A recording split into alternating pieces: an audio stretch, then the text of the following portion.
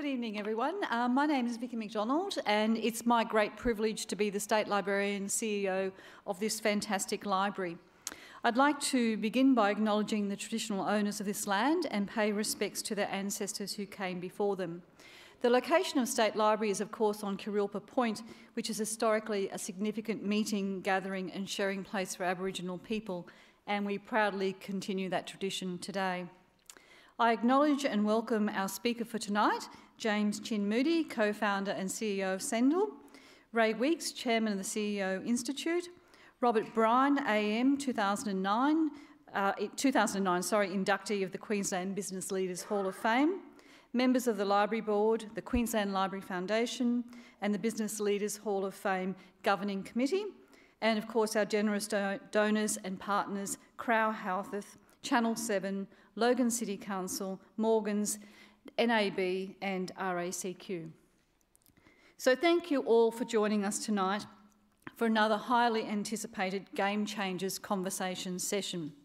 This event series is designed to bring innovative leaders from business, technology and creative industries to share their insights with us. It is a rare platform enabling Queensland's leading game changers in business to share their pathways to success and some of their battles and triumphs along the way. Game Changers is a Queensland Business Leaders Hall of Fame initiative.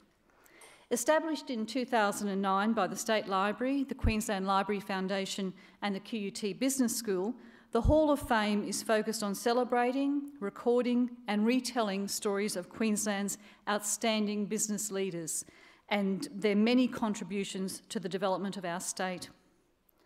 Each year, 6 Queensland businesses are inducted into the Hall of Fame. The 2016 induction dinner, which was held in July, saw 6 iconic enterprises and innovative entrepreneurs inducted into the Hall of Fame. I had the opportunity to attend the dinner prior to commencing here as State Librarian, and it was a fantastic event, and I recommend it to you for next year.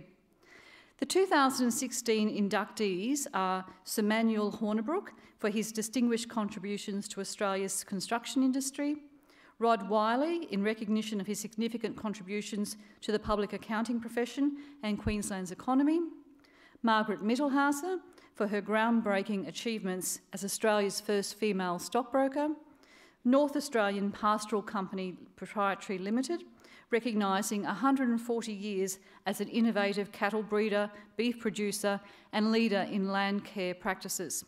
Mincom in recognition of its pioneering contribution to Queensland's information technology industry, and Suncorp Group for its important and sustained contribution to the Queensland economy. For more information on the inductees or to view the digital stories, make sure that you explore the Hall of Fame space, which is located on level 4 in our John Oxley Library, or you can go online to the Hall of Fame website at halloffame.slq.qld.gov.au. As I said earlier, Game Changers provides a rare platform for innovative leaders to share their insights, pathways to success, and some of the battles and triumphs that they experience along the way. Their stories will not only fill you with inspiration and knowledge to incorporate into your professional endeavours, but will help shape Queensland's economic and commercial development and the social fabric of our state. Tonight, we are lucky enough to hear from the co-founder and CEO of Sendle, James Chin Moody. We encourage you to, our live stream viewers, to tweet your questions and use the hashtag QBLHOF. Similarly, audience members with questions, feel free to tweet your questions or hold onto them until the Q&A session. Ray and James will address as many questions as possible at the end of the conversation. I would also now like to welcome Ray Weeks to the stage to introduce James and begin tonight's discussion. So, Ray.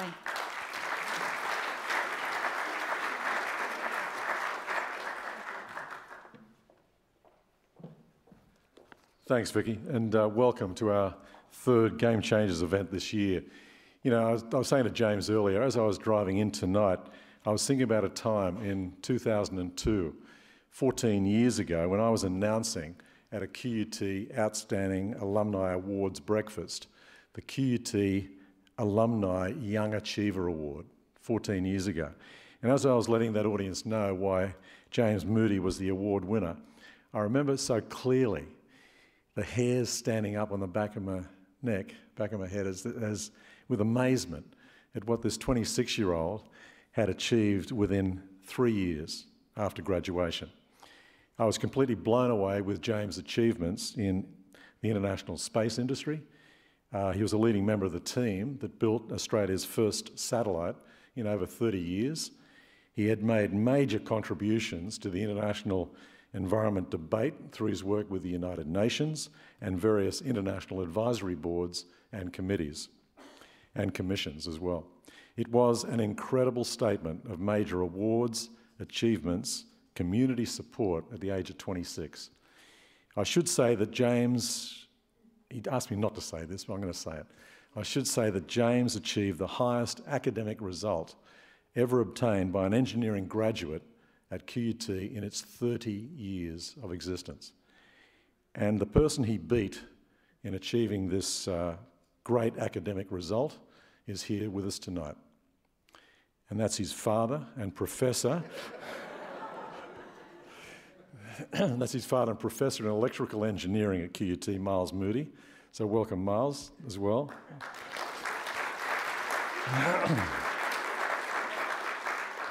And welcome, Lynn, too. Thanks for being with us tonight. Now at the ripe old age of 40, and by the way, he celebrated his birthday yesterday. So happy birthday.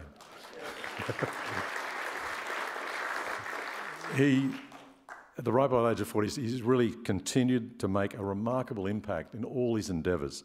He has continued this strong family tradition of mixing engineering, entrepreneurship and humanity for the community. While I'm just in this vein for a minute, and I'll get off this very shortly, can I say apart from this that James plays 5 musical instruments and he speaks 5 languages. Some better than others, but he still speaks 5 languages. James Chin Moody is a co-founder, as Vicky said, and CEO of Sendle, that makes parcel delivery simple, reliable and affordable. It simplifies logistics and it modernises postal services. And in the interest of full disclosure, let me tell you, I'm an investor in Sendle and a very happy investor in Sendle. James has held various roles, including Executive Director, Development at CSIRO and Australian Commissioner for UNESCO. He's a member of the World Economic Forum's Global Future Council on Technology, Values and Policy, and was a panellist on the ABC TV program, The New Inventors. James has a PhD in Innovation from ANU and is the co-author of The Sixth Wave, How to Succeed in a Resource-Limited World. And the book is available for sale, by the way, after this session, and James has agreed to be available also to sign those books. So please welcome a globally recognised leader in innovation and sustainability, a true game changer, James Moody.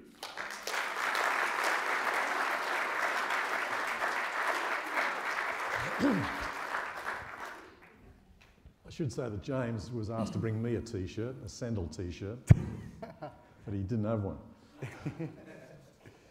James, you've had an incredibly wide-ranging career to date.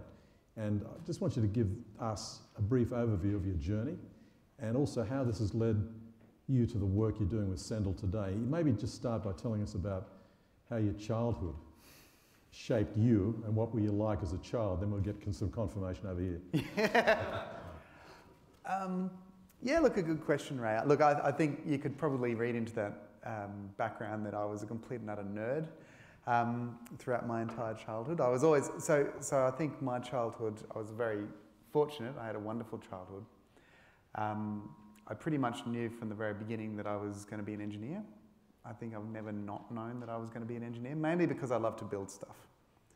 And I loved science and technology.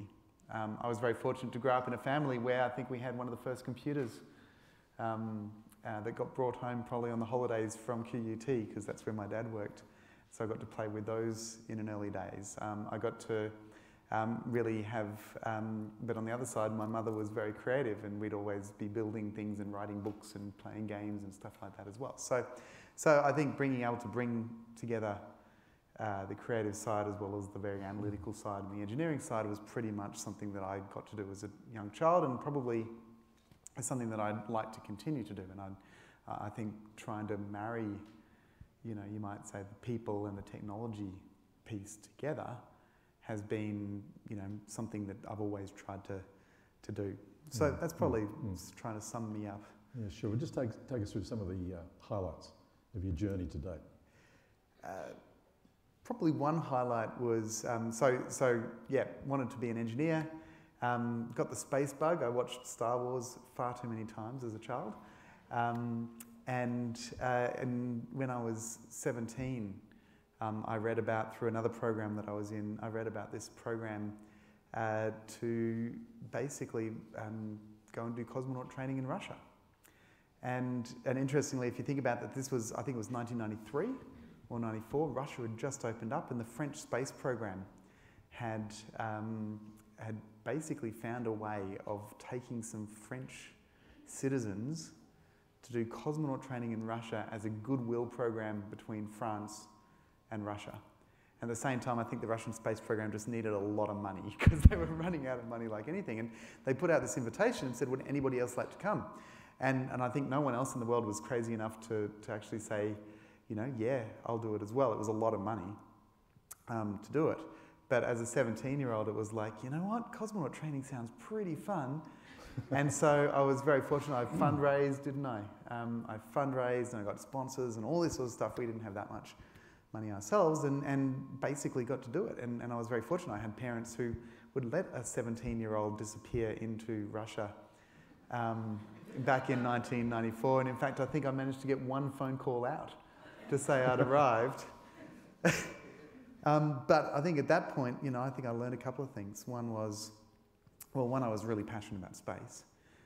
I got to do in the, I think it was 3 weeks that I was there, we got to do do missions on the Mir simulator, and I was hanging out with Bonnie Dunbar and Norm Thagard, who were American astronauts.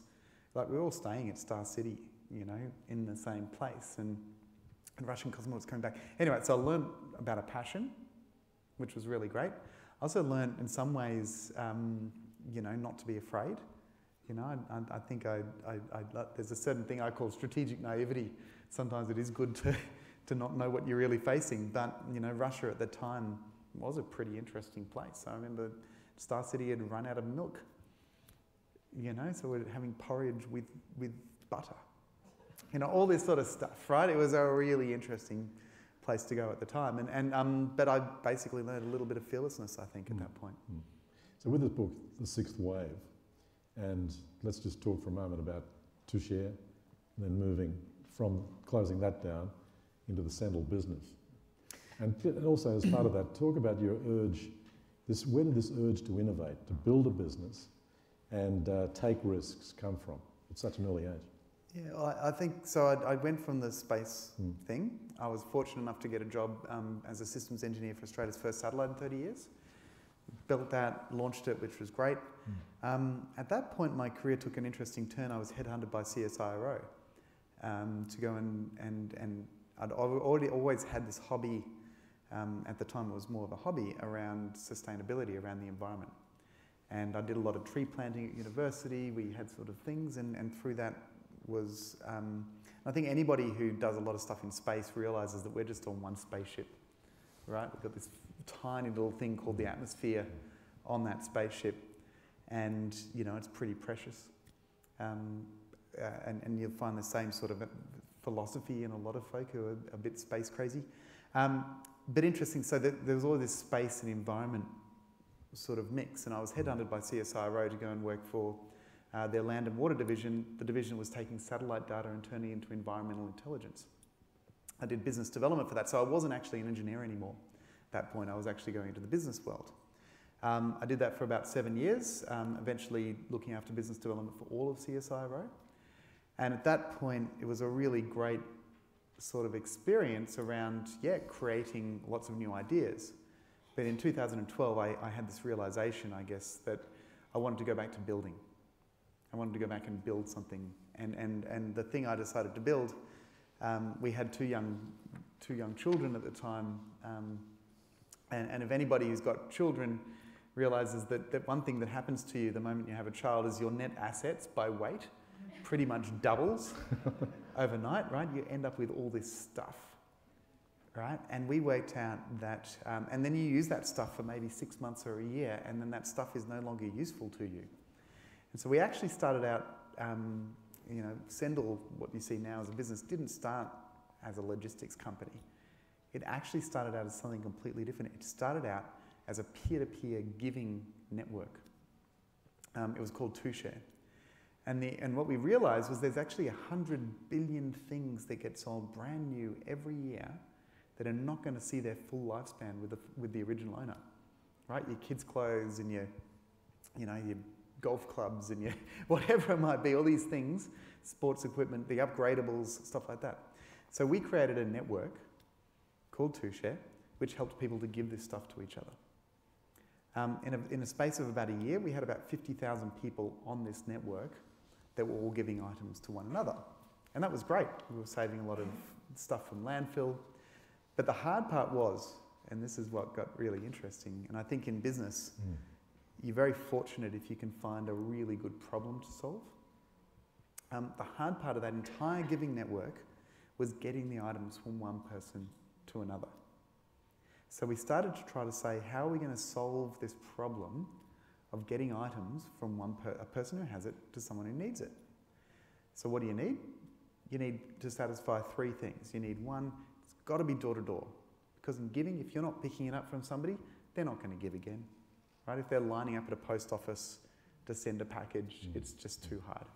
So it had to be door to door, had to be low order quantities, right? We had to be able to pick up one thing at a time, and it had to be cheap.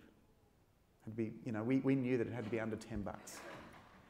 And so basically what we did is we built a logistics network. We built a logistics network and we found all this idle capacity and idle infrastructure, and we can go into this if you want later. So you're using the existing infrastructure far more efficiently, weren't you? We found that there's two types of logistics in Australia. Right? On one side, you've got the post office. And that's great. You can send one thing at a time, but you have to line up to do it. And believe me, it is not cheap. On the other side, you've got this really interesting set of infrastructure that big business uses every day, right? It's the tolls and it's all the e-commerce infrastructure. Cool thing is, it's really actually very affordable, right? But the thing is, it doesn't, and it will pick up from your house, but it doesn't like small order quantities. And what we found a way of doing is taking that infrastructure, all the idle assets of that infrastructure, because it's delivering lots of stuff into neighbourhoods, but those trucks are going back empty. So we went and said, if we can fill those trucks, can we get decent rates? And we got to the point where our business can now send 25 kilograms anywhere in Brisbane for $9.75. Versus Australia Post, what? $10. It depends on the volume. Yeah, sure. A good example, like if you want to send 10 kilograms from here to Perth, right? Australia Post, that's $44. We can send it for $18. Right? If you want to send something to Broome, 25 kilograms, $125. So we found that there was this really interesting thing where we could actually tap into existing infrastructure and make it available. Then in 2014, something really fascinating came along. People started to hack the giving network to send parcels. Right? It's like if this is really fascinating. Right? It was actually starting to interrupt the giving network because people would stick things on there saying, for Louise. Like, that's not the idea of a giving network. And it just so happened that somebody wanted to send a parcel that they'd, to their friend or mother or whatever, Louise, over the other side of Australia. So you shut down TwoShare. So we realised that actually the problem we were solving was not giving. And in fact, the better problem to solve, logistics. Let's help every giving network, let's help every small business, let's help every retailer who wanted to send parcels.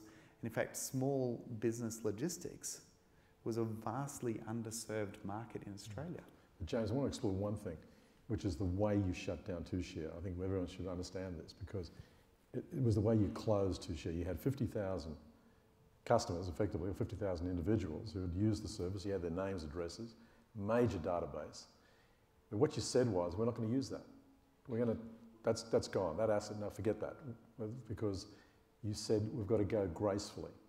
If you need to shut down your business, do it with care, authenticity, and grace. Just explain what you're thinking on, and give us the values that really came from it. I think it's interesting.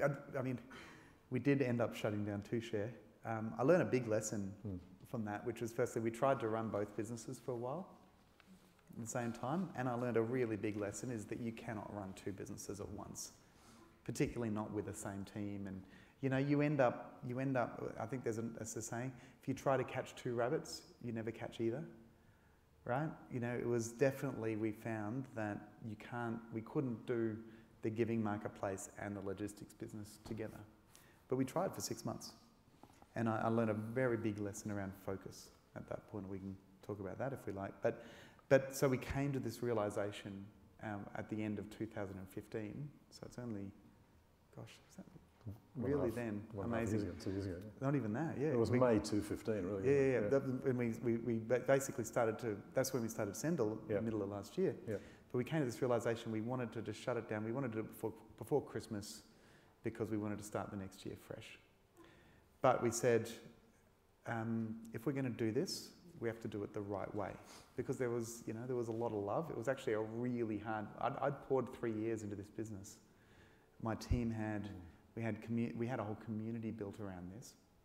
So at that point we said, you know what, if you're going to do something, be authentic, be upfront. We wrote to everybody.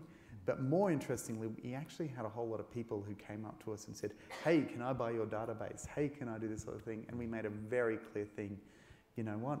People's information is not for sale. Right? So we come back to focus, James, for a moment. We'll cover that now.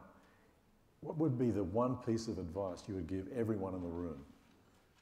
One piece of advice, and talk about success coming down to focus. For me, there's an interesting thing. Like you've probably heard my background, I did a lot of stuff, right? The older I get, the more I realise that it's actually not what you say yes to that counts. It's learning what to say no to that counts. The hardest piece, you know, if you're lucky, you have lots of opportunity in front of you. Right? As a business, we've found a way of doing door-to-door delivery cheaper than the post office, right? That's a pretty cool combination. We've been growing at 20% a month for the last 15 months, right? It just keeps growing. But that means you get lots of opportunity in front of you. But the hard part is, what are you going to say no to? And sometimes you have to say no to things that you know, that are really hard to say no to. But if you don't actually work out how to say no to, what are the mechanisms? And if you're the sort of personality that I am, that I actually want to do everything, you know, it becomes really hard to. So my biggest piece of advice is that, yeah, how do you focus on the stuff that really matters? And it's interesting, it's a journey, I think. So tell us, coming out of this executive role with CSIRO, and it's a major executive role at that point, a very senior role, and then moving into your own business. Now tell us about that leap of faith. So, you know, it's interesting, it's very different. So CSIRO, you know, we had 6,000 people, I had a $500 million revenue target each year. You know, it was a very, as you say, it was an executive type role. The thing I found though is that, you know, when you do have a legacy of, you know, it's all about speed. It's all about the speed at which you can operate. On one side, in a big company, you have so much, you know, you can do strategy and you can do stuff and things happen, right? You've got amazing levers to pull. You can do a whole lot of incredible things. On the other side, there's this real factor about speed. It takes a long time to actually turn the ship. And jumping from a large company to a startup has been a really interesting journey because, you know what? In a startup, you've got the complete opposite. You've got no assets. You've got nothing, right? But what you do have, the one thing you do have is speed. And I think the interesting thing I've learned in the world at the moment, I think that there is a premium going very much from size to speed. I think it's there's a saying that's starting to come out, you know, it used to be that the big eat the small. Now it's the fast that eat the slow, right? And what's happening is that, you know, so take for example what we're doing now with Sendle, right? We have one competitor, it's called Australia Post, right? The thing is we can move so much faster, right? We can, you know, and it's all about software. You know, we can deliver a package anywhere in Australia. I can do it cheaper, but you know what? I don't have to own any trucks, right? We're tapping into existing infrastructure that's already there. I can scale, you know, at a particularly incredible, you know, at this amazing rate because of this power of software. And so I think there's an interesting thing about big companies and small companies, but also non-software companies and software companies. And there's a saying on this World Economic Forum Council that I'm on that we have, which is that there's only two types of companies. There are those that know they're software companies, and there are those that don't know they're software companies yet. Because basically what's happening at the moment is if you want to get onto that speed thing and really move, agility, yep, be lean or whatever the sort of catchphrase might be, it's actually about understanding the power that we're starting to get, the scale that you can get that you could never get before by being a software company. So Sendle's grown rapidly since its inception, 2014. You've had at times 40% growth month to month. You've said that Sendle's bringing the postal industry into the 21st century. But just describe what you mean by this, and what are the key differentiators of Sendle? I think the first thing, we did, and this is another interesting thing is, it used to be that you could have a business that was sort of 80% good to everyone, right? That used to be the sort of business model. If you want to grow your business, do more, give more options, more. But you end up being sort of okay to everyone. We used to have 5 TV channels that was sort of 80% good to everyone, right? All that sort of thing. What's happening is that's all flipped around. Now, instead of being 80% good to 100% of the market, you have to be 100% good, even if it's to like 20% of the market, right? Because if you're not 100% good to that particular slice of the market, somebody's going to come along who is. And the companies that are winning at the moment are the ones who understand that actually there's this big trade-off going on now between actually size of market and how good your solution can be. So you take Uber, for example, right? They know this. They know that it's not about creating millions of choices, right? If you want a baby seat, you can't get it in Uber, right? They've taken that choice away because they know that more choice means more friction, right? More confusion, more options, more stuff. So instead, let's reduce the choice. We'll reduce our market, but it becomes the 100% solution. So what we did when we were sort of reconstructing Sendle out of the stuff we'd built for 2Share was the same thing. We said, what's the market? What's the really important market here? It's actually small business. Small business in Australia gets a really rough deal. They're too small for the big carriers, and they're basically forced to line up at the post office, right? And it so happens that anyone else can use Sendle if they want to, but it was small business that we said, let's build this because we also knew that small business is awesome, right? We've got so many customers now who, stay-at-home mums and dads, folk who've got a little shop that have, one of our customers sells bike parts in her shop, and then at night she sells them online. Fantastic, which keeps the shop open. We basically said let's focus on this industry, this part of the market because it's great and it's thriving, and then let's work out exactly what it is that small business needs. And generally, it means reducing stuff, right? We came to, what does small business want? Small business doesn't want price uncertainty. It wants to know how much this thing's going to cost. So we said, let's just have 5 price points, right? Our competitor has 5,200 price points. I've done the math. It's like, it's huge, right? You can line up, you can go and send a parcel, you have no idea how much that's going to cost because it's that certainty. We said, you know what? Part of our philosophy is, we wanted to level the playing field, not just between small business and big business, but anywhere in Australia. So we said, let's make it all national rates. So it's the same amount of money if you're sending from Brisbane to Perth as if you're sending from Armidale to Perth, or Geelong to Perth, or Hobart to Perth, or Launceston to Perth. I want to start talking about you now. Let's just get to you. Yeah. Can we do that? Yeah. I wanted to just ask, you're not like many entrepreneurs, are you? Because entrepreneurs can be defined as introverts who feel comfortable in their own creative spaces. Well, how do you see yourself in relation to that definition? I don't know, I'm just weird. I'm not sure that I'm an introvert. If you say the definition of introvert and extrovert is where do you get your energy from? It's funny, I get energy from people, but I also quite like my own time, which is fascinating. So I'm not sure where I fit on that spectrum.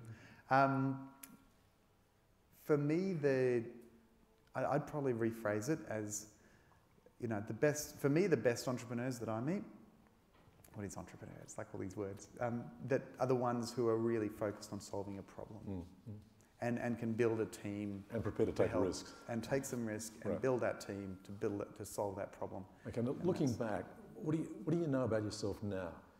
In this remarkable journey you've had today, what do you know about yourself now that you didn't know then? Go back.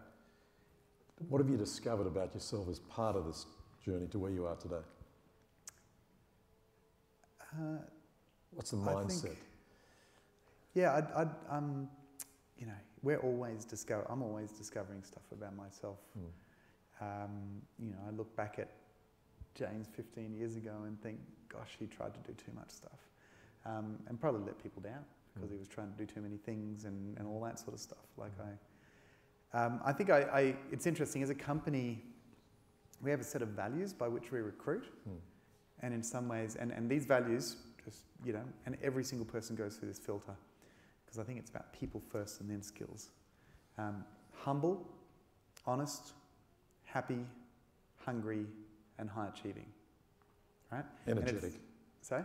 The sixth, energetic? Or well, no, I mean happy. It's all part of that, yeah. Happy is a positive mindset, but it's humble, honest, happy, hungry, and smart, really, if you go down. But the interesting thing is it's always got to be in that order, because there's a lot of smart people, but you need people who are more humble and they're smart so they can work together. There's a lot of hungry people, like, you know, motivated and ambitious and so on, but they need to be more honest than they're hungry. So how do you keep them hungry? Because Steve Jobs used to talk about stay hungry. Well, how do you keep them hungry? And just give us the relationship between, again, business and creativity as well as part of that. Well, I think for me they cascade, right? So the reason why those values for us are really important as a business is if you get people who are humble, and, you know, can know themselves and, you know, and be, you know, can take feedback well and so on, then they become more honest with themselves, honest with others. That, I think, is actually what creates a positive workforce, right? There's natural settings that we have as well, but actually if you create a workforce where there's transparency and openness and honesty, right, you can actually have a really positive workforce. Being positive and looking on the bright side is actually the foundation for hunger and being motivated. And that, I think, is the foundation for being high achieving. And it's interesting, the flip side, so getting back to, you know, what I know about myself, right, the flip side of those things, right, for me are the big derailers of a business. You know, ego, dishonesty, negativity, laziness. Distrust. Right? Those things all start to filter in. And for me, you know, I've actually learned that the people I want to be around are the ones who are on the positive side, you know, and not on the negative side. And so I think there's and also things that I, you know, constantly try to make sure that I'm trying to also do. So for me, that's probably the deepest learning. You know, what are the secrets of adulthood? You know, do less is more. Surround yourself with people who have the values that you aspire to have yourself. So if I asked your team members about you, what would they say about you? What would they say about your leadership style? I don't know what they'd say. I mean, you know, I'd hope they'd say that they enjoy working with me. It's probably the first thing. You know, I enjoy working with them. I think we all have a great time. I'm really fortunate I've got this awesome team. Hopefully they'd, you know, we keep each other, you know, basically our interview processes start, you know, with effectively cultural, you know, are they humble, honest, happy, hungry and smart, those sorts of things. And we, you know, we really hold ourselves to that. So I can pretty much describe all of my team members the same way, you know, trying to live those values. I think my style, it's a hard thing. Again, how's your leadership style differed from, say, CSIRO to Sendle? You've obviously adjusted your leadership approach. Yeah. You know, I like the Jim Collins. I don't know who he has read Good to Great. The humble determination. For me, that's sort of not really me. It's us as a company. That's what we want to be. If you look at our communications and what we're trying to do, it is actually trying to say, you know what, we are determined. We're going to solve this problem. We're going to fix it. But get the egos out of the way. Get the egos out of the way. It's all, you know, First our resolve, success. Isn't it? Well, it's also about, you know, your purpose as a business. You know, our purpose is to help small business thrive through the delivery that's simple, reliable and affordable, right? You can ask any member of the company, that's pretty much, they'll give you the same answer, I hope. But, you know, our success is our customer's success, right?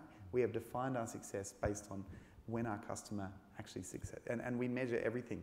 You know, how many parcel kilometres, you know, have we done, because we're also carbon neutral. How much time are we saving our customers? How much small business e-commerce have we facilitated, right? And you can actually measure yourself in the impact that you're making, as opposed to, you know, it's not about revenue, it's about those measures that become the really powerful ones. So what kind of risk taker are you?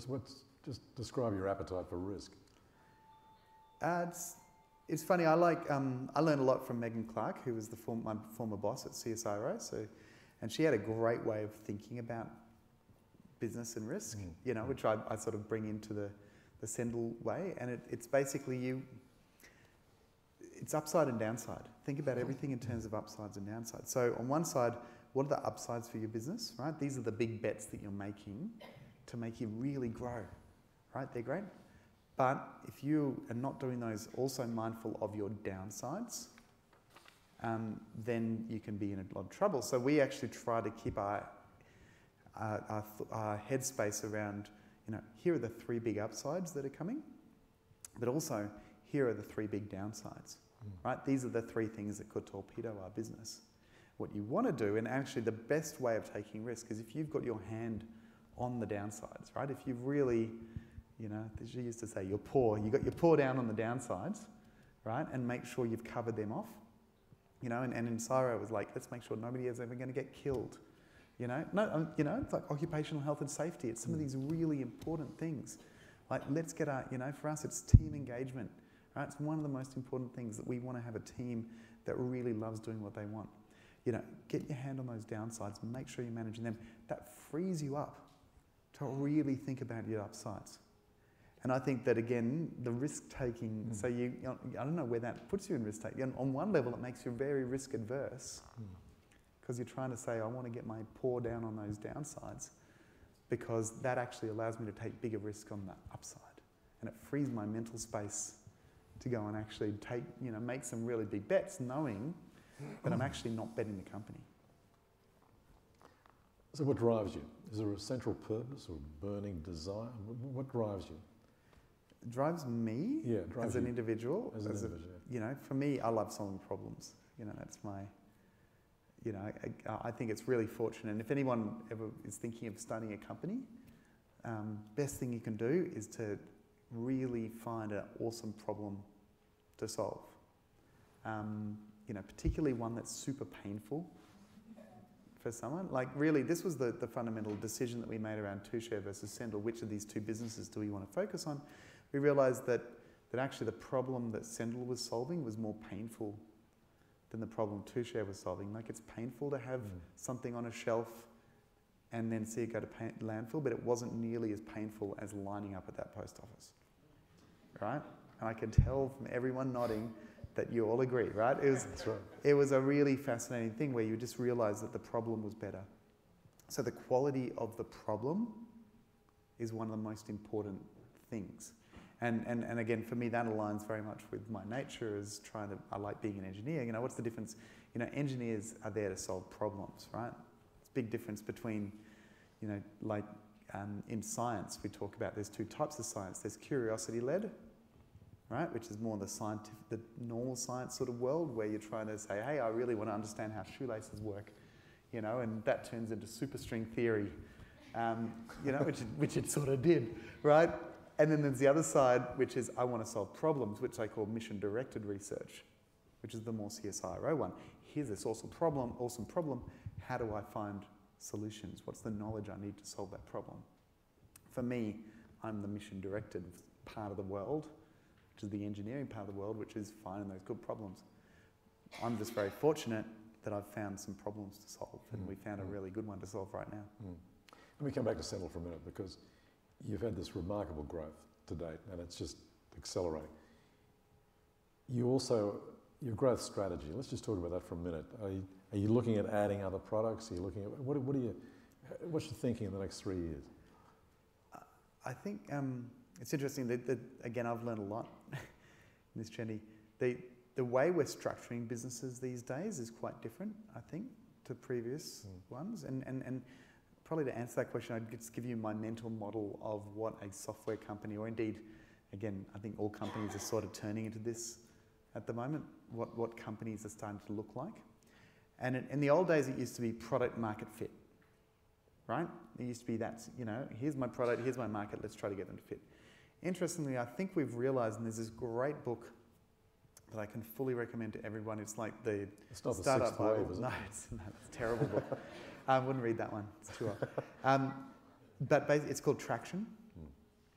It's by Weinberg, who's the DuckDuckGo guy. He's one of the founders. And what he did that I think is really good is he sort of, rather than just product market fit, he made this really good point that let's start really focusing on what he calls traction channels, the way in which products get to market.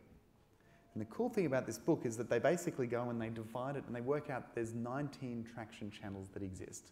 Only 19, right? And those traction channels are things, there used to be few, and what's happening now is we're getting lots more. So, it used to be, television advertising and, all this sort of thing, or events or social, or, community, whatever it might be. What's happening now is we've got search engine optimization, and we've got social marketing and content marketing and all these different things, right? You've got all enabled by digital. So if you take that this traction stuff is as important to your business as the product stuff, you start rethinking of your business as product, traction channel, market. And the reason why that's important is because if you start thinking of your business that way, you realize that generally businesses do too much, right? If you really dig it out, right? And I'm totally guilty of this, right? Most entrepreneurs, particularly startup entrepreneurs I talk to, they end up not having, the dream, which is one product, one really good traction channel, and one market. They end up having like 3 products because they're solving 3 problems, right? They end up having, their market is huge. They say, our market is women, right? Is not one market, right? There's 7 markets or whatever there, right? So 3 products to 7 markets. And then, and again, I look at what we did with 2Share in the early days. We had 7 traction channels. I was doing a bit of blogging, and we were doing some PR, and we were doing some viral, and we were doing some, search engine optimization, right? We were pursuing all these. So you end up with your business, your framework is like, it's 3 by 7 by 7, right? Which is like 147, right? You've got these that's a huge matrix of things to get right. And even if something starts to work, you don't actually know which one it is. Which of those 147 combinations is the one that really works? So really the whole goal is to strip back, right? With Sendle, we have one product, right? It's a parcel from A to B under 25 kilograms, full stop, right? By road, right? We have one product, we have one market, small business. That's the only people we talk to, right? And we currently explore 3 traction channels, right? And then because we're doing it that way, we start to understand which ones of these work and which ones don't, right? And you can start to iterate. Funnily enough, everyone talks about lean and iterating the product really quickly. But the thing about traction is you want to be doing that, as you can engineer this stuff in the middle as much as you can the product. So James, are there other product offerings? So at the moment we're playing with traction. We're not putting in new other product offerings at the moment. So let me ask a question then. What's next for you after Sendle? You want to talk about your exit strategy or not at this stage? No, I mean, for me when I sat down with my wife and we said I'm going to be on the startup journey, everyone you talk to, if you're going to build something worthwhile and lasting, our vision is like from anyone to anyone with a minimum of 1, right? That minimum 1's really important, because if you don't have that, you end up just becoming like any other big business courier, and you say these guys are bigger, we'll go there, but you don't have any differentiation. To do that, and we don't think that's just in Australia, we think anyone in the world to anyone in the world with a minimum of 1, that's going to take 10 years, right? And it's far better to just work out how to solve this problem than, frankly, to start thinking too much around the other stuff just keeps solving that problem. And the cool thing is we know that the more of that problem we solve, the more time we save small business, the more money we worked out recently, we're saving small business average 41% compared to lining up at the post office. Right? So we're saving them time, we're saving them money. We've done 300 million parcel kilometres of carbon neutral delivery. Like we're the only 100% carbon neutral delivery service in Australia. And that's equivalent to sending a parcel to the moon and back 260 times. Right? Which we, again, that's one of our big measures. Right? And we I know, I'm still a nerd. And we facilitated over $100 million worth of e-commerce for small business. No, I've just got to say, if we're going to come to the audience in about 2 minutes for any questions. So please, if you have a question, just raise your hand and we'll get a microphone to you. You've made some bold predictions about innovation. We're not going to probably explore with the limited time we now have. But the sixth wave, how to succeed in a resource-limited world. Can we expect a seventh wave of innovation? Eventually. How do you see it? So the sixth wave actually, so when I was at CSIRO and I did business development, one of the things I realised was that CSIRO as an organisation had, every scientist had their own view of the future. It's great, right? You wouldn't be a scientist if you didn't sort of have an idea of where the future's going. As an organisation, CSIRO did not have one coherent view of the future. And so one of the things I managed to do while I was there, I sort of pulled aside some resources, as you do as an executive, and I started a thing called CSIRO Futures, which was trying to become the futures unit of CSIRO. And scenario building. And doing all the scenario planning and we did what we called megatrends, which is where are all these views of scientists clustering and so on.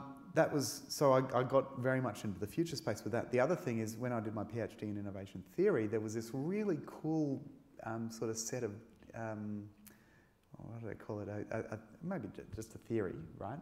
But it was called Kondratiev waves. There was this Russian economist called Nikolai Kondratiev. And he was really cool. He ended up in a gulag, the poor man, which a lot of these early innovation theorists didn't end up very well. But I don't know why. I think because they were seen as... Anyway. But the interesting thing is that what he identified was that the tide of progress is not linear. We don't just improve a little bit every year. What happens, actually, from a technological change perspective, is that you get these waves of innovation. And those waves are generally about 35 years. Somewhere between, they start off at 50, they're now around 35 years. And what happens at the beginning of a wave, you get lots of change, like lots of disruption going on, lots of new business models being formed, lots of new companies being formed. Towards the middle of a wave, you get what they call dominant designs emerge. So these are things like, AC Power, Microsoft Windows, right? Mass consolidation. And at the end of a wave, you get a global depression, which is never fun for anyone, right? The interesting thing is, and this is the reason why you sort of put these two things together, is I realised, the GFC, there's a lot of evidence that's supporting the fact that the GFC was the end of the fifth wave of innovation, the beginning of the sixth. And that it was that transition point from one to another. And so, and it's probably the reason why, if you think about it, the noughties, right, the 2000s, right, there were no new businesses really being created, or not visible ones, right? It's still all Amazon and Microsoft and, the GEs and so on. What's happened in the last 5 years, right? We now have the biggest personal mobility company in the world doesn't own any taxis. Right? The biggest chain in the world, come from nowhere. Airbnb, that was Uber. Biggest hotel chain in the world doesn't own any hotels. It's Airbnb. The biggest retailer in the world, Alibaba, right? Doesn't own any stock. Right? All these interesting things are happening, and that for me is the beginning. It's part of some of these themes that we explored in the book, like digital natural convergence. Sell products, services, not products. So all those sorts of things that are happening. So what are your thoughts on artificial intelligence, deep machine learning, and so how do you feel about that? The impact on humanity intellectually and so on? Scared as hell. No, that's a bit flippant. I mean, the interesting thing is in this World Economic Forum concept, there's a whole other thing we could nerd out about for this. What's happening? So how would you characterise some of this stuff that's happening right now? There's different ways. One thing that's happening is that the Industrial Revolution, so about the first 4 waves of innovation, what we did as humans is we were basically leveraging human strength. Okay, let's think about it that way. Before, you needed, it was all about effectively taking muscle and making it better, or automating it, or so you'd say, I need one person to make a chair, let's try to start a making machine. Now I need one person who can make 4 chairs, or milling, or whatever. It was all about leveraging human strength. What happened in the 5th wave of innovation, which is the information technology wave, is we started doing something different. We started to leverage human intellect, right? We're already starting to, so if you think about it, some of that leveraging started early. We're in a library at the moment. That was the first time when we started to leverage human intellect. We started to outsource our memories a little bit to books and other things like that. We're probably arguably the greatest advancement that humanity had. But really, the last wave, the 5th wave, was really about saying, okay, let's find ways of leveraging human intellect much better. The 6th wave, one of the big things, and this is AI, it's sort of getting to that end point of what does it mean when we start leveraging human intellect even further. Thanks, James. We'll have to move to the audience. Questions, please. Any questions? Put your hand up and we have a microphone there. Right here. Thank you. James, just while we're waiting for the microphone there, if I don't ask this question, I'm going to get hammered. What do you think distinguishes successful entrepreneurs? What do you think distinguishes? I think we covered a couple of things, finding a good problem, knowing when to pivot and when not to pivot, if that makes sense. Like so that's a hard thing, right? When do you stay true to the original idea, and when do you do like we did, is we actually changed ideas, you know what I mean? Like that's difficult, so you're probably making some of those calls. But at the end of the day, I think what makes a successful entrepreneur probably is the same thing that makes a successful business leader or whatever. I think, humble determination, if you can do that, that's a... But one of the toughest transitions for entrepreneurs is letting go, handing over control to your people.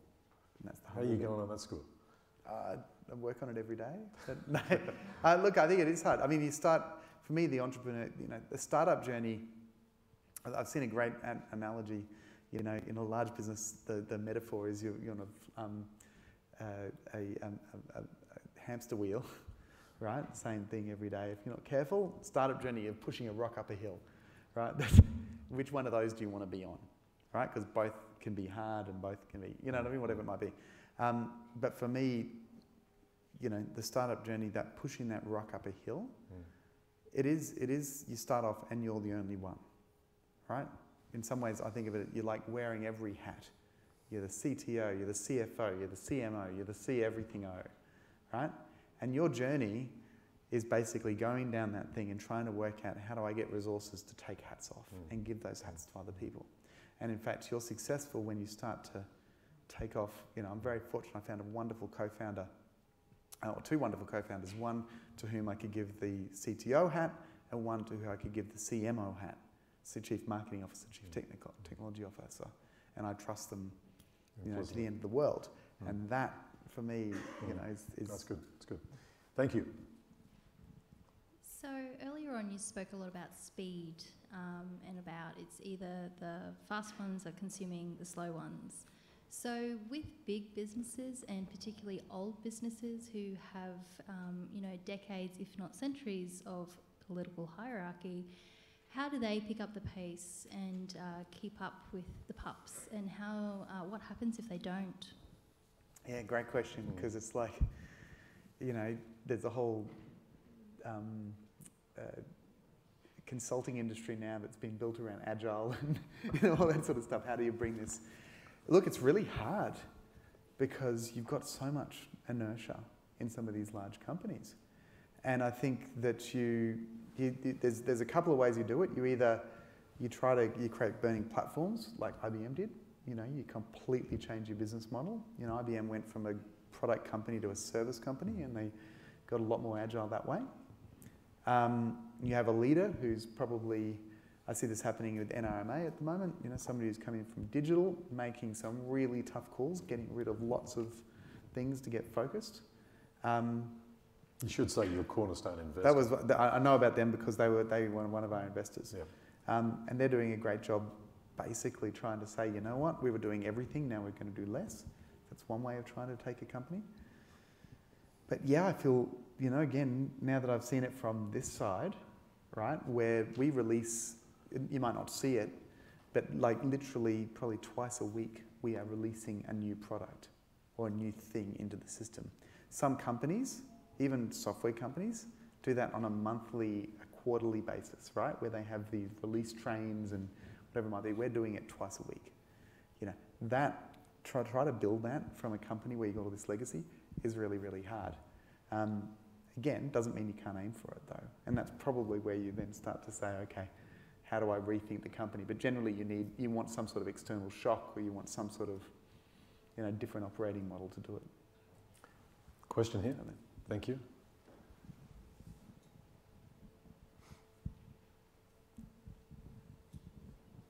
Quick question. You mentioned earlier you were using 3 traction channels. Which were they, and why did you knock the other ones back? Yeah, great question. So the first traction channel that we use, believe it or not, it's called viral. We like it because it scales. Another way of calling it is word of mouth. And we sort of said from the very early days, you know what, how do you reach small business, right? Small business talks to small business, so we need to create a remarkable service. That meant, you know, again, you make that choice, you have to dig into it, right? You know, that means we track every parcel. We had to have the best support in the business because otherwise people won't talk about it. You know, let's tell stories about our customers because people like telling stories. You know, let's not tell us stories about ourselves. Let's talk about somebody who's making dog pajamas or selling toilet paper or whatever it might be, you know, around that space. So viral was our first one. Partnership was our second one. It's great to see NAB is a sponsor here. They're a partner for us. NAB is giving their business customers, their small business customers, free Sendle Premium, which we normally charge $120 a year for. Great. You know, it's good for NAB, it's good for us. We're not giving it to any other banks. That's the sort of partnership that we have. And then the third channel that we chose was PR, just because we knew that we had a good story to tell. You've done that well. And the interesting thing about the traction space is to say it's better to be a samurai at a couple of channels than it is to be sort of mediocre at, you know, lots of them. Thanks, James. There's a question here. Thanks. I should look across here as well. Any questions over here? Good. Thank you at the back there. After that. Yes, sir. Yeah, so I don't think you touched on at all that your funding to get the start that you needed. Self-funded, you've got a couple of investors that you mentioned. Did you get investors and continue with that extra funding? Did you get to a funding point and then go, okay, we've got enough? Yeah, it's look, it's a great question. The metaphor I have, and again, I didn't know any of this stuff when I started, but I had some good advisors, which was great.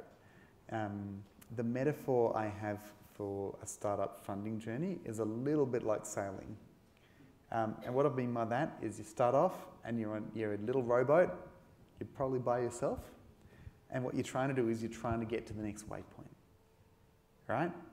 And these waypoints, and I had a great advisor who talked, you know, the way they call it in the investment space is value creation milestone, right? And this advisor that we had basically said, start thinking about your business that you're creating as a series of value creation milestones, right? And at each milestone, it's like that waypoint, and that's where you can maybe upgrade the boat or get more people on the boat, you know, because you start off and you're bailing and you're navigating and you're rowing and you're doing all these sorts of things. You might get to the next milestone and you can say, okay, now I want somebody to row and somebody to, you know, look out for sharks, whatever it might be. And so for me, so really what you want to think about as a business is, okay, you know, Sendle started off self-funded. My wife and I put quite a bit of money in it to get us to what they call minimum viable product, to get us to angel. That was the first value creation milestone. Then you get to the next one, which is your seed round. Generally, until, you know, angel to seed means you're just trying to go from a basic idea and something you can demonstrate to an actual business where you got some revenue. Seed to Series A is showing you can get repeat business, right? you know, and that you've got low values of churn and people love your product and you've got growth rates of X and so it's really about understanding what are these milestones of the business you're trying to create. And then, interestingly, from there, you basically aligned your business plan and your capital plan. Because you're saying, to get from here, this waypoint to this waypoint will cost me $400,000, right? Now, that's what you're actually raising for. I'm not raising the value of the business here. I'm actually raising $400,000 to get me to here. We should say too that Sendle raised, or you raised, $5 million in August this year. Yes. You're talking about expanding Sendle's features, scaling its customer support capacity and so on. So it's a very clear direction for the funding that you've raised, but it's a massive success story with your funding to date. Yeah, and I learned a lot in that process. So we just completed our Series A in August. Yep. And again, you know, I learned that, so again, and that's to get us from this milestone where we're currently at to that one. And what's interesting is the more down that path you go, you know, your boat gets upgraded, which is great, but of course the waters get choppier, you know, the expectations get higher. But listen, you haven't got any Corinthian columns, have you? No. You sure? You're not investing in that? Yeah. Is it the back of the room there, please? Question up there. Thanks. There's one final question after this one. Is anyone who wants to raise their hand? Just here? He's had his hand up the back. Oh, sorry. Yeah. Over there? Okay. Do you want to expand this by 5 minutes? Can we do that? You're okay? Vicky? Yeah, Go. I just had a question about finding your right team and surrounding yourself around aspiring people. How do you find people who are the values that you have, honest, humble, and also positive? I just want to know, how do you know if your team are having the same values and following the same values that you do? And also the next question I had is, what was your biggest failure through your success journey? Yep. Thank you. So I think, you know, in terms of finding the team, you just keep looking. You know, we've got 17 people who do customer support. For example, we've interviewed 400 people to get to them. Right, you just keep looking and you keep looking, because some of that stuff you can't get through paper. Most of the other folk, you know, you get recommendations and so on. We're very picky. In fact, the most interesting thing is you then talk to the team, and one of the feedback when you have it is, let's not lower that bar. Like once you're through the bar, it's like everybody wants to keep the bar high. It's really interesting. So I think and that's actually, you know, I talked about myself and probably getting into your question around failure. Again, our biggest risk is that we do too many things and don't do them really well. And one of the mechanisms we use as a team, so one way is getting clarity around the business, like, okay, only going to do these number of traction channels. Only, you know what I mean? Like, for example, events, not a Sendle traction channel. I normally say no to things. It's only because I've known Ray for so long, and I think this is great that we say yes to this, right? Like, it's not a traction channel. We don't do it. So we get to say no to things really simply, right? But the other thing we do is we actually have this rule in the company. We call it hell yeah. And interestingly, there's sort of three. It's interesting. There's lots of decisions. You're making decisions all the time. Everybody's making decisions all the time. What am I going to eat for lunch? What am I going to wear today? Blah blah blah. Right? For most decisions, you know what? The answer doesn't matter. Right? We call them. They're the little decisions. Right? Where as long as you're 80% right, you're going to be okay. So they're the yes decisions. And for those decisions, it's okay to be yes or no. Right? Yes, no, yes, no, yes, yes, yes, no, no, no, whatever it might be. But then you've got some big decisions, right?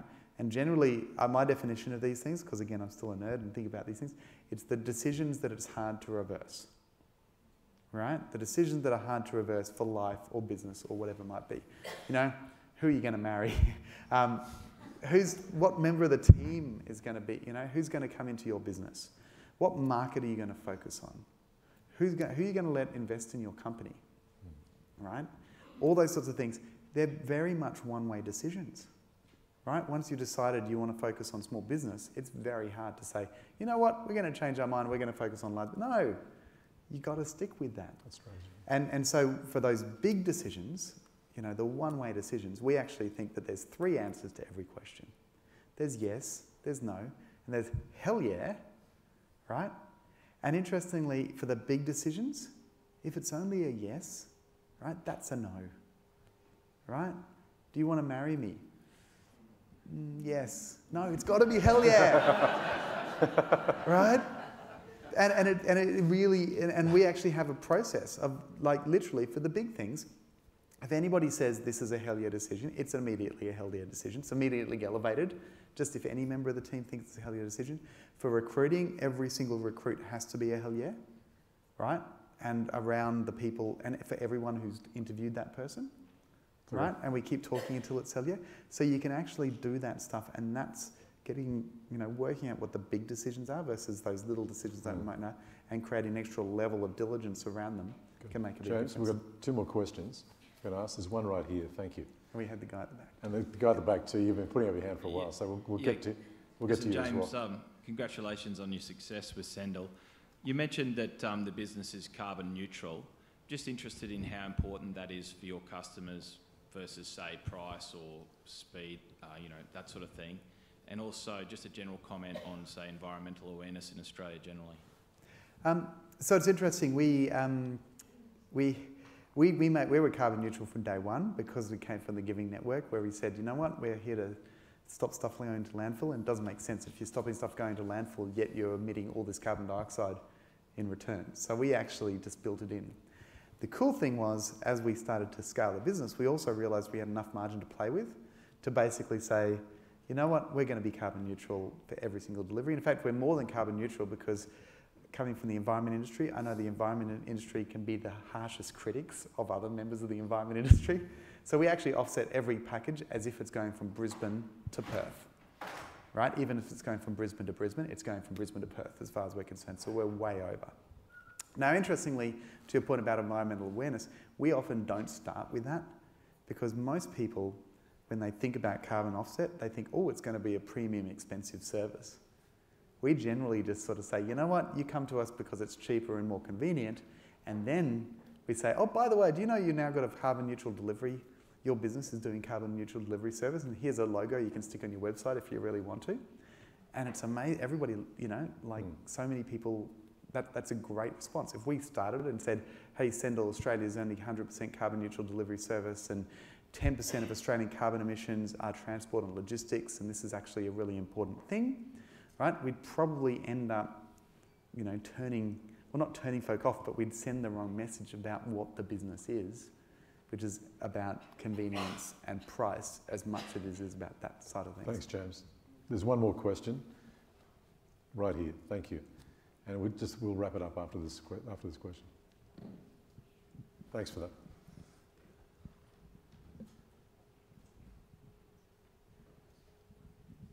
Hi, James. I just wanted to know your views on the drone technology and, pun intended, will it take off?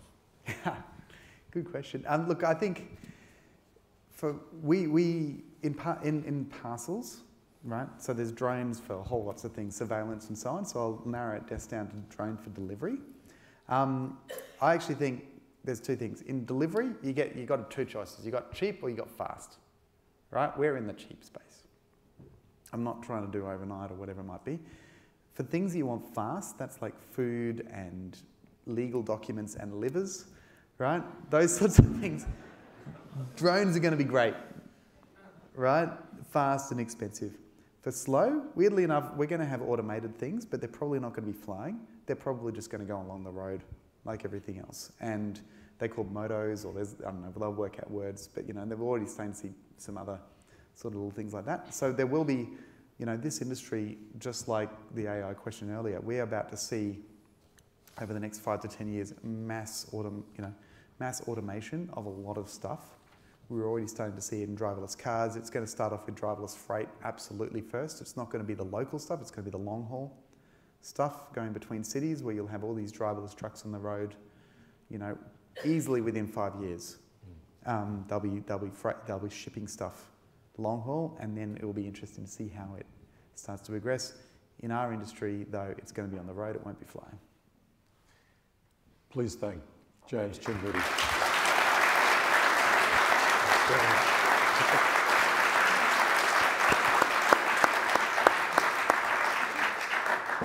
So thank you, James, and thank you, Ray, for the very interesting conversation and sharing your insights and learnings. And I think the things that I've taken away is passion, being a bit crazy, and having a problem that's going to lead to, solving a big problem that then leads to success.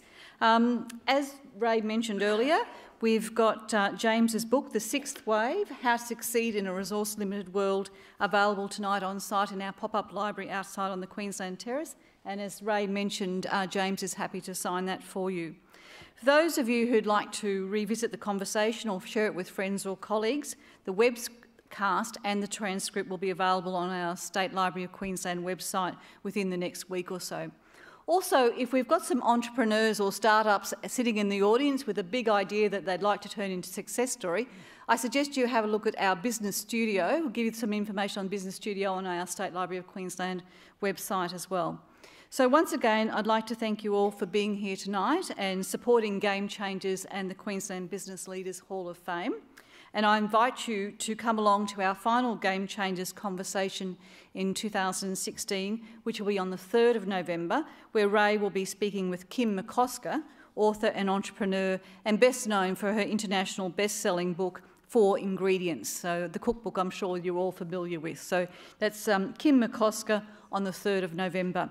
So please now join us on the Queensland Terrace for refreshments, supported by our generous sponsors Clovelly Estate and Newstead Brewing Company. And I encourage you to take the time to get to know each other and find out a little bit more about each other, and you never know where those connections might lead. So once again, thank you, Ray and James. Thank you.